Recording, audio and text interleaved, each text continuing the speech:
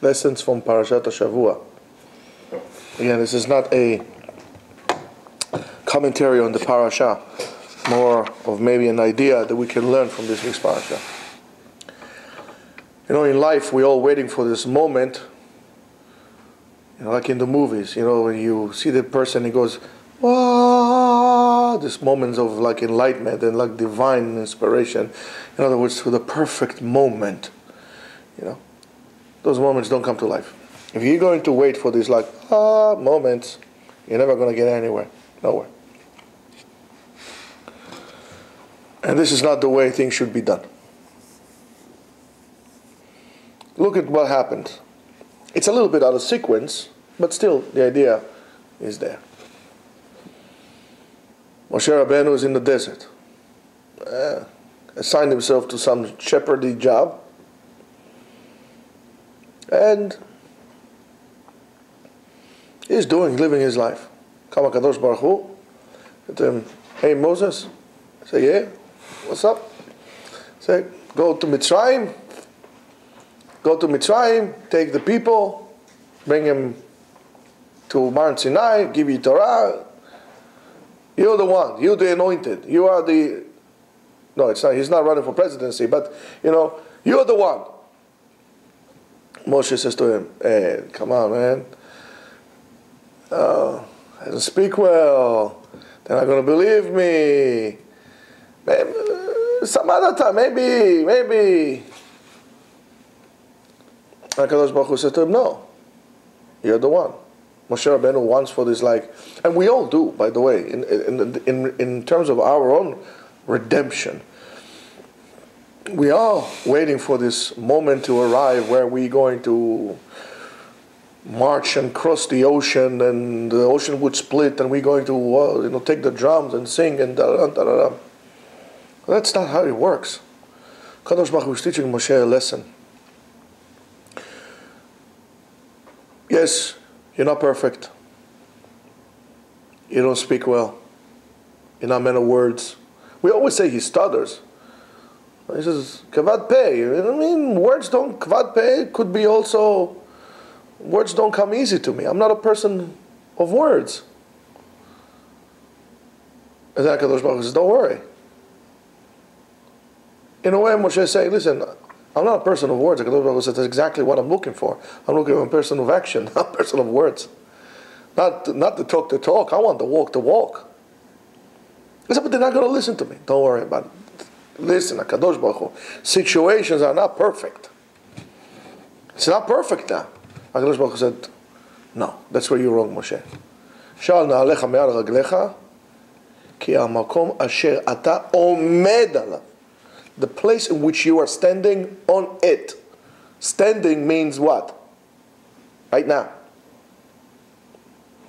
So you failed. Person tries something. Tries a business, it fails. Tries another business, it fails. So try another one. But you have to wait for the perfect time. It's like a person who's waiting for the perfect time for the stock to go up, to go down, to the this, to the that. Then he turns his head and it's in a completely different direction where he wanted, and he missed the opportunity. Or he wants to propose to the girl at the perfect time. Or he wants a perfect girl to come. Or he wants perfect this or perfect that. This perfectionism, this moment of it only saved for HaKadosh Baruch Hu. HaKadosh Baruch Hu created this world on moments of divine inspiration because He is the divine Himself, and everything that He created is perfect.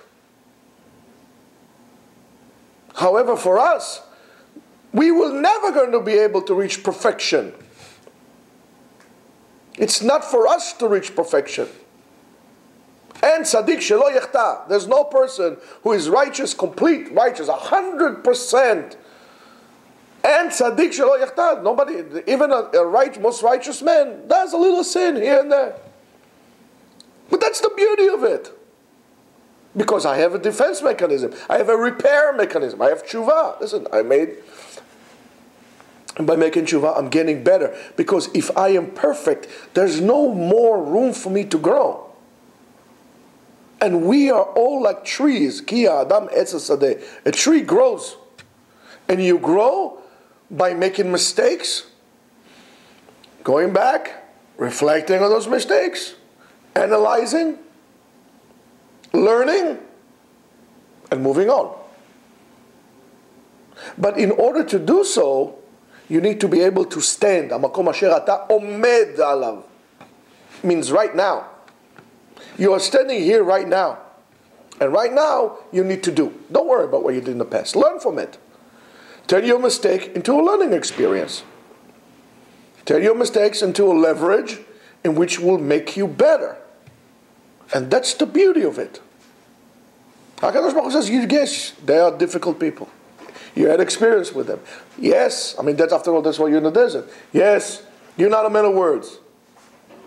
Yes, you didn't have appropriate speech therapy. Fine. I guess didn't have Obamacare at the time. There was no speech therapy. Fine. Fine. But all this does not make a difference. The time to act is now, and that's it. Not tomorrow, not yesterday. Now. In the place that we are standing. That debilitating doubt that we have, what is the right moment, what is the right woman, what is the right thing, so on and so forth.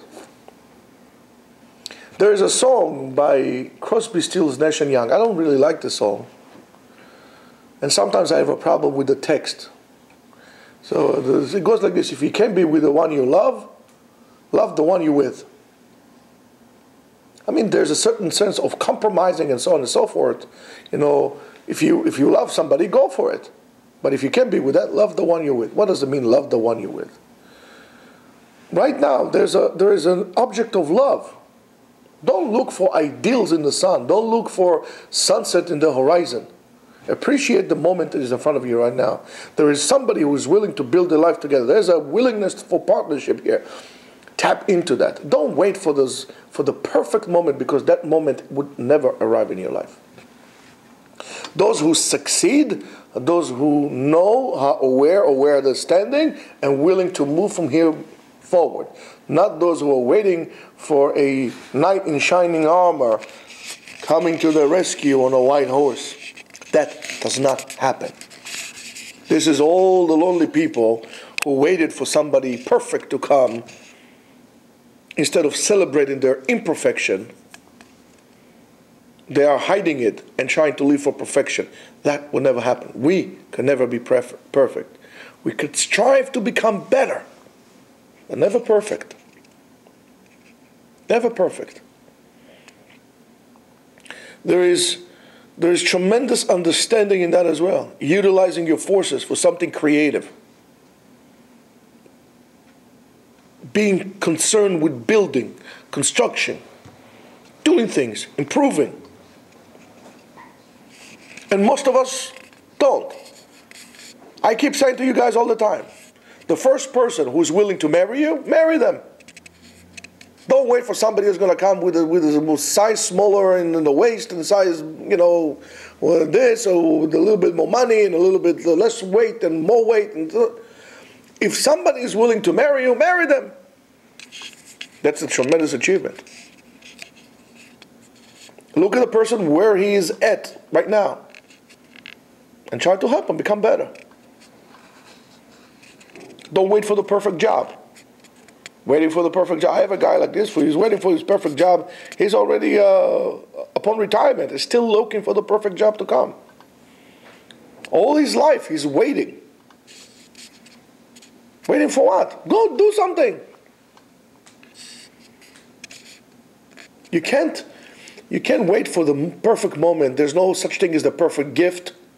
There's no such thing as the perfect wife. The only thing that is perfect, complete, whole, which is above our understanding, what perfect means, is HaKadosh Baruch Hu. One of the reasons I like the Japanese concept of wabi-sabi is the appreciation of imperfection. There's certain beauty in that. It's a tremendous concept. Appreciate the object that it is, because everything has beauty in it. Everything has grace in it. There's no such thing as ugly. There's no such thing as perfect. I tell you, when I was a kid, one time I was a kid.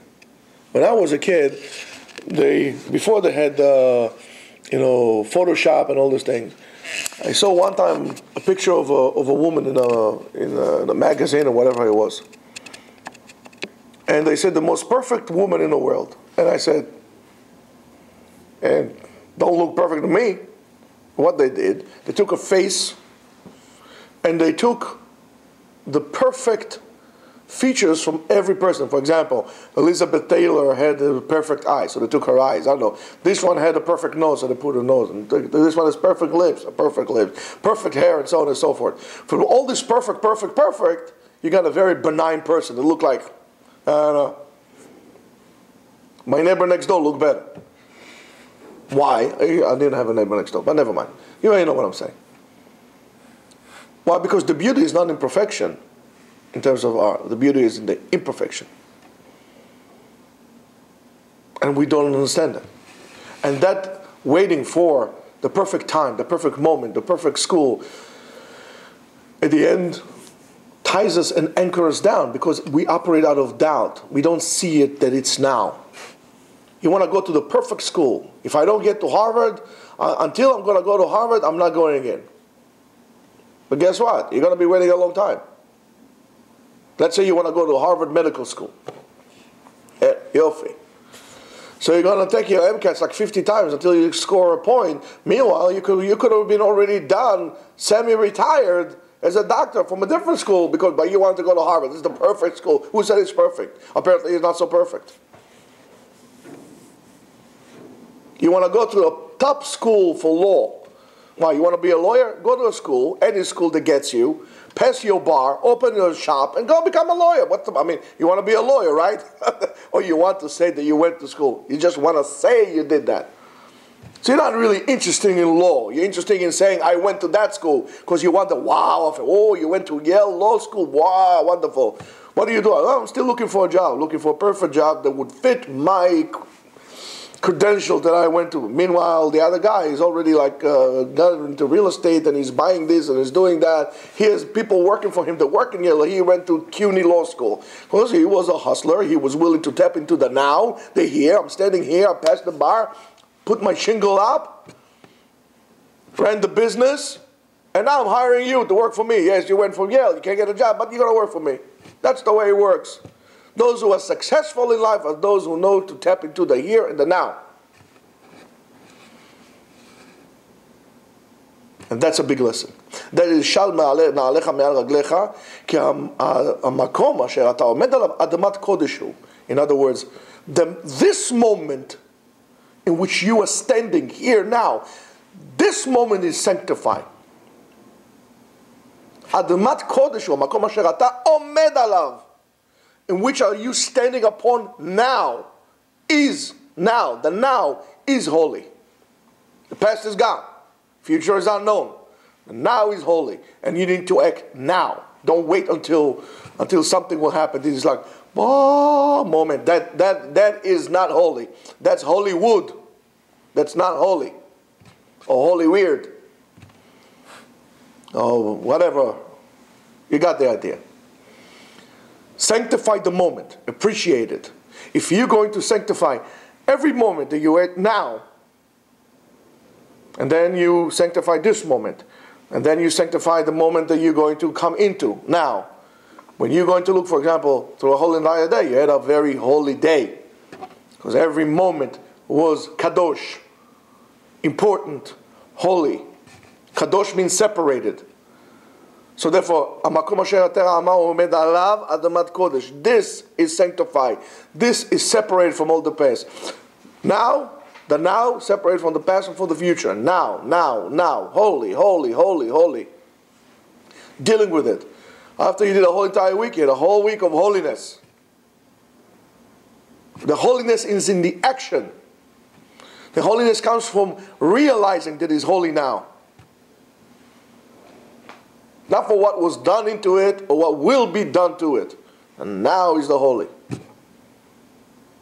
Because if I don't sanctify the now, nothing would ever be holy. If I'm coming to write a Sefer Torah, or write around Shem Hashem, Hareni Kotev Leshem Kedushat. I'm writing this for the sake of the Kedusha. The Kedusha comes because I'm doing the action now. You cannot say, Hareni Kotev Leshem Kedushat Hashem Hashem Echtov, for the holy name on which I'm going to write next week. That's not going to happen. It's going to be now. And Shabbat we make Kiddush on the day. I cannot make Kiddush on Tuesday, having in mind on Shabbat. That doesn't work. So sanctify the moment. Appreciate it. The moment that you have now. Because as far as you're concerned, that's all you have. When you do it like this, you're going to, when you realize that there is beauty in the imperfection, there is great holiness in the doing, in the action. Hopefully, if you live your whole entire life like that, you're going to have holy life. Or, in other words, life that is worth living. Shabbat Shalom.